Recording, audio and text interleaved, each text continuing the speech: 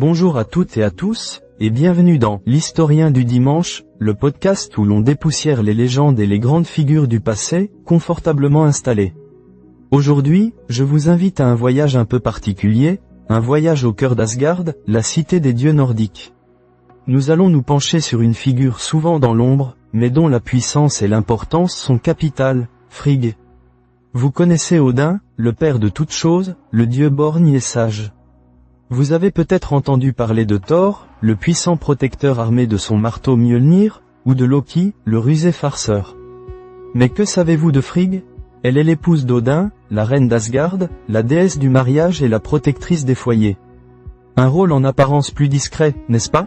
Et pourtant, je vous assure que derrière cette façade de souveraine sage et de mère attentive, se cache une déesse d'une profondeur et d'une force insoupçonnées. Elle est le cœur battant du panthéon nordique, le pilier qui, souvent silencieusement, maintient l'équilibre.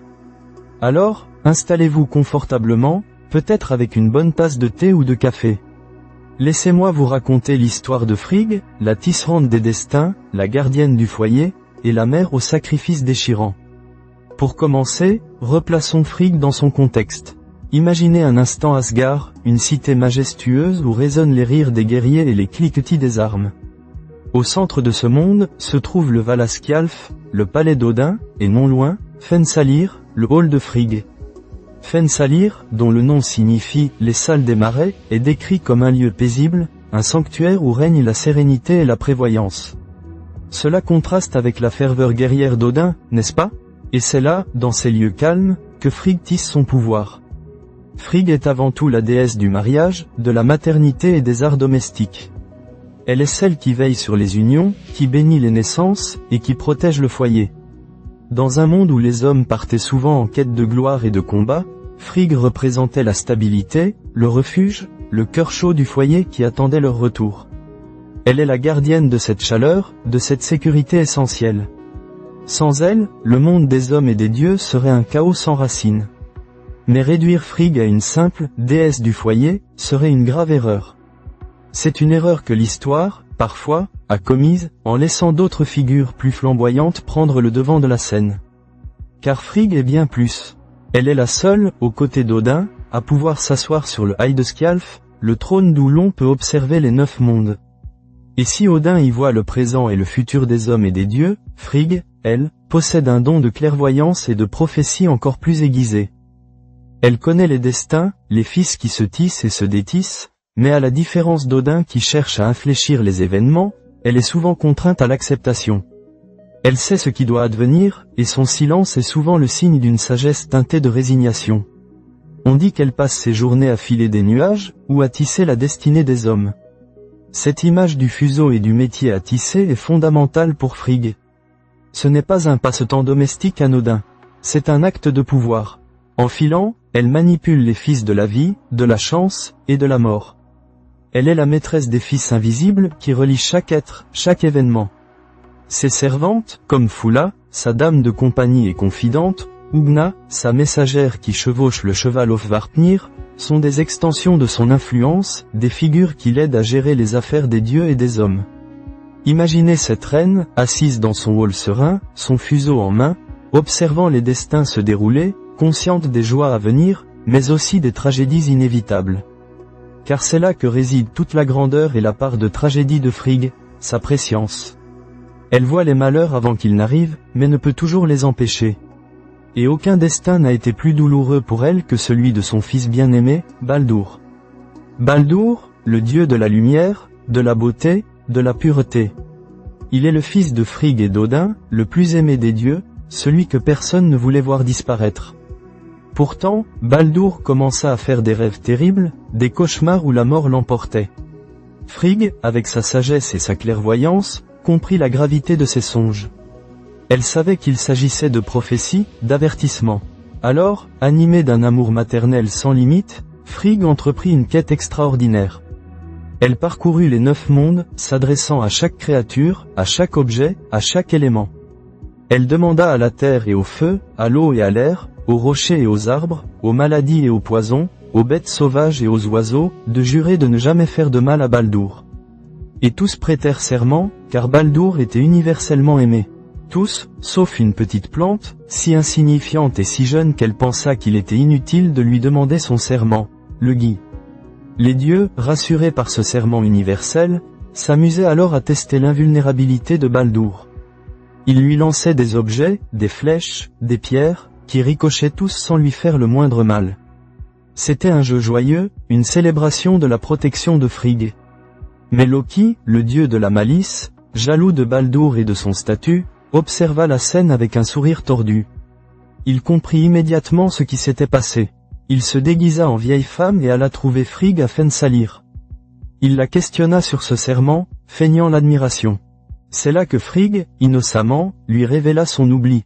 Seule une petite pousse de gui, qui pousse à l'ouest du Valhalla, je ne lui ai pas demandé son serment, car elle me semblait trop jeune et inoffensive. Loki, avec cette information, fabriqua alors une flèche avec une branche de gui. Il la tendit à Eud, le frère aveugle de Baldur, qui, ne pouvant voir le jeu des autres dieux, était en retrait. Loki le guida, l'encourageant à participer lui aussi à ce jeu innocent. Eud lança la flèche qui, guidée par la main perfide de Loki, transperça Baldur. Le dieu de la lumière tomba raide mort, sous les yeux horrifiés des dieux. Ce fut un choc indicible pour Asgard, une douleur déchirante qui résonna dans tous les mondes. Mais pour Frigg, ce fut un double coup de poing. La mort de son fils bien-aimé, et la réalisation que sa clairvoyance n'avait pu empêcher le destin, que sa précaution avait été déjouée par une ruse. Imaginez le poids de cette douleur, le regret cuisant de son unique omission. Frigg ne se laissa pas abattre. Elle fit une promesse solennelle. Celui qui irait aux enfers, à Helheim, et supplierait elle, la gardienne des morts, de libérer Baldur, recevrait toutes ses faveurs. Hermod le courageux, un autre fils d'Odin, se porta volontaire et chevaucha le cheval Sleipnir pendant 9 jours et 9 nuits pour atteindre le royaume de Hel. Il revint avec la condition de Hel. Baldur serait libéré si chaque être vivant et chaque chose pleurait sa mort. Et à nouveau, tout pleura, sauf une vieille géante nommée Tohuk, qui refusa, déclarant que Hel garde ce qu'elle a. On dit que Tohuk n'était autre que Loki déguisé. Ainsi, Baldur demeura aux enfers, et le deuil de Frigg continua. Cette histoire est le cœur de la figure de Frigg. Elle nous montre sa nature profonde, l'amour maternel absolu, la sagesse, la prescience des destins, mais aussi la vulnérabilité face à la fatalité. Elle est la reine qui connaît le prix des choses, le poids de la connaissance, et la douleur de l'impuissance. Son chagrin est le plus grand qui a été connu à Asgard, car il touche au plus cher. Au-delà de cette tragédie, Frigg reste une figure de force tranquille. Elle est la déesse qui incarne la résilience. Malgré le deuil, elle continue de veiller sur Asgard, sur Odin, et sur les autres dieux. Elle représente la solidité du foyer, la force intérieure qui permet de traverser les épreuves. Elle est le roc sur lequel repose la stabilité. Son association avec le mariage et la maternité est particulièrement intéressante. Dans la société nordique, ses rôles étaient cruciaux. La femme au foyer n'était pas une figure mineure. Elle était la gardienne de la lignée, la gestionnaire du clan, celle qui assurait la survie et le bien-être de la famille. Frigg, en tant que déesse de ces domaines, conférait une dignité et une sacralité à ses fonctions. Elle montrait que la puissance ne réside pas uniquement dans le maniement de l'épée ou la fureur du combat, mais aussi dans la création, la protection, et le maintien de la vie. Et saviez-vous que le nom de Frigg a traversé les millénaires pour nous parvenir ? Le vendredi, en anglais Friday, tient son nom de Frigg's Day. C'est un petit clin d'œil, une trace linguistique qui nous rappelle l'importance de cette déesse dans la vie quotidienne des peuples germaniques et nordiques. Bien sûr, il y a des débats sur la confusion possible avec Freya, une autre déesse importante, mais l'association populaire et étymologique penche souvent pour Frigg. C'est une façon de montrer que même si elle n'avait pas le marteau de Thor ou la lance d'Odin, son influence était profonde et durable. Alors, la prochaine fois que vous entendrez parler des dieux nordiques, ne l'oubliez pas, Frigg. Ne la reléguez pas au rang de simple épouse d'Odin. Elle est la reine, la tisseuse de destin, la mère aux larmes éternelles, la protectrice silencieuse mais inébranlable des foyers. Elle est la sagesse qui voit l'avenir, la force qui endure le chagrin, et l'amour qui ne faiblit jamais. Elle est le symbole de cette force tranquille, cette puissance qui se trouve non pas dans le fracas, mais dans le cœur et l'âme. Son histoire nous rappelle que même les figures les plus puissantes peuvent être vulnérables, que que la connaissance du destin n'est pas toujours synonyme de contrôle, et que l'amour est la force la plus grande, capable de pousser à des actes extraordinaires et de ressentir des chagrins inconsolables. Frigg nous invite à regarder au-delà des apparences, à reconnaître la puissance dans la douceur, la sagesse dans le silence, et l'héroïsme dans la protection de ce qui est cher. Et c'est sur cette note de sagesse et de réconfort que se termine notre exploration de Frigg, la déesse d'Asgard. J'espère que ce voyage vous a éclairé et vous a permis de voir cette figure sous un nouveau jour. Prenez soin de vous et de ceux qui vous sont chers, et n'oubliez pas le pouvoir invisible de la protection et de l'amour. Je vous donne rendez-vous la semaine prochaine pour une nouvelle plongée dans l'histoire et les légendes, ici, dans l'Historien du dimanche. D'ici là, portez-vous bien et que les histoires continuent de vous enchanter.